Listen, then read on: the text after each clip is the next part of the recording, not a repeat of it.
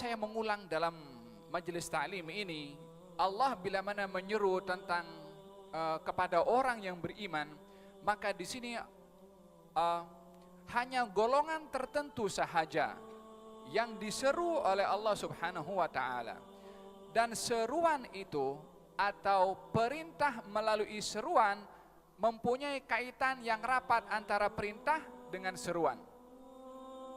Seruannya wahai orang-orang beriman bermakna ditujukan kepada khas orang-orang yang sudah beriman kepada Allah, meyakini Allah sebagai Tuhan, dipatuhi segala perintahnya, ditinggalkan apa yang dilarang oleh Allah. Ini golongan orang yang beriman. Maka ketika Allah menyeru kepada orang-orang beriman, mesti di situ ada perintah atau larangan. Karena mereka sudah meyakini kepada Allah sebagai Tuhan, maka mereka bersedia untuk menerima arahan apa saja yang datang daripada Allah Subhanahu wa taala.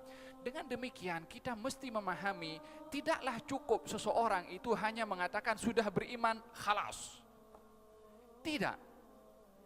Iman itu adalah satu identiti kepada seseorang untuk menerima arahan apa saja yang datang daripada Allah.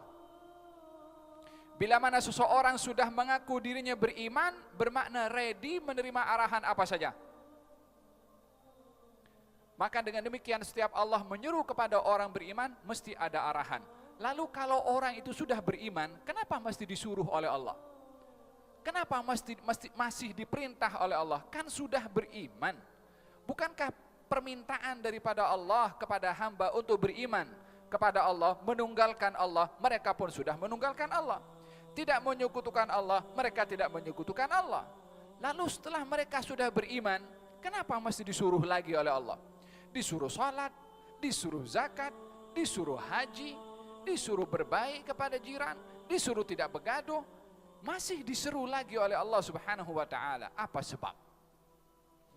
Disebabkan iman itu tidak mempunyai penghujung. Dan iman itu akan bertambah. Seperti mana iman itu boleh berkurang.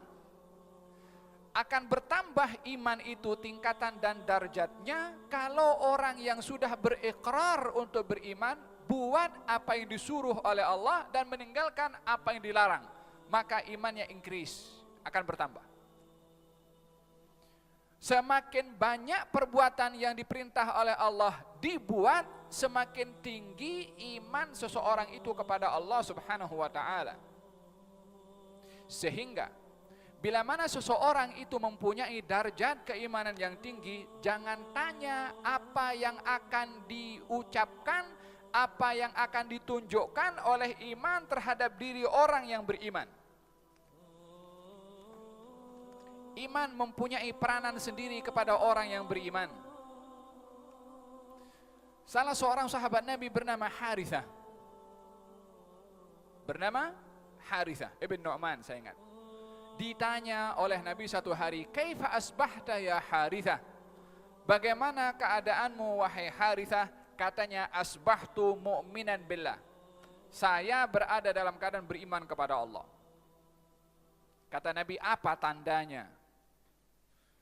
Likulli syai'in haqiqah. Setiap sesuatu pengakuan ada buktinya, ada hakikatnya. Apa hakikat iman kamu?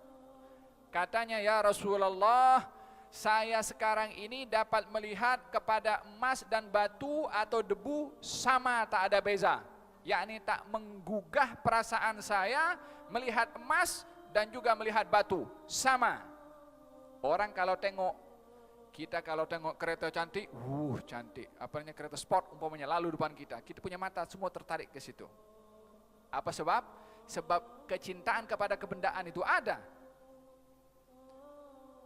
Kalau tengok emas, coba tengok emas dengan batu depan mata kita, kita tengok batu atau tengok emas? Sebab ketergantungan kita kepada kebendaan itu wujud. Tapi iman bila mana memenuhi sanubari seseorang, maka tidak ada yang lebih besar daripada Allah. Selain daripada Allah adalah hina dan juga tidak mempunyai hakikat. Maka dia mengatakan, "Asbahtu mu'minan billah." Saya beriman kepada Allah dengan sebenar-benarnya iman. Tandanya adalah sama di hadapan saya batu dengan emas, dan juga faka'anni anzuru ila arsyir rahmani bariza. Seakan-akan saya dapat melihat arsy-Nya Allah nampak di hadapan mata saya, dan seakan-akan saya melihat kepada orang berada di surga sedang menikmati, dan aku nampak orang berada di dalam neraka sedang menjerit dan berteriak karena kesakitan. Kata baginda Rasulullah, abdun nawwarallahu qalbahu arafta falzam.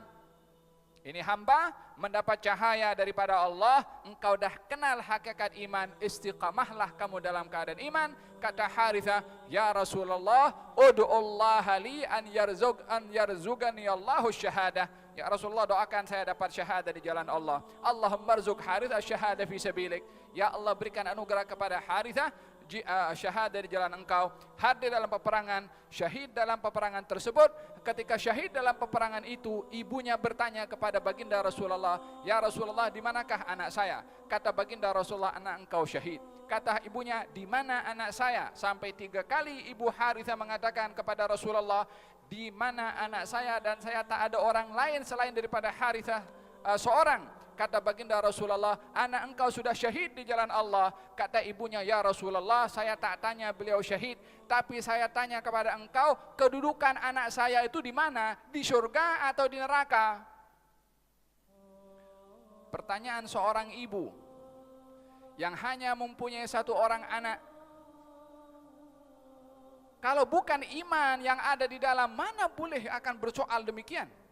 Dan darjat orang satu dengan yang lain berbeza. Satu hari baginda Rasulullah melihat seorang perempuan di tepi kubur anaknya menangis. Kata baginda Rasulullah, sabarlah engkau dan mintalah ganjaran kepada Allah akan musibah yang menimpa kepada engkau. Ini perempuan kehilangan anaknya. Ibu Harithah juga kehilangan satu-satunya anaknya. Tapi yang berbeza bahasa iman. Yang satu sahabat perempuan tadi ketika anaknya meninggal, ibunya menangisi di tepi kuburnya. Ibu kepada Harithah mengatakan, anak saya di surga atau di neraka? Tabah ketika bertanya, kata Nabi, anak engkau bukan di surga saja, tetapi berada di surga yang tertinggi, yaitu surga Firdaus.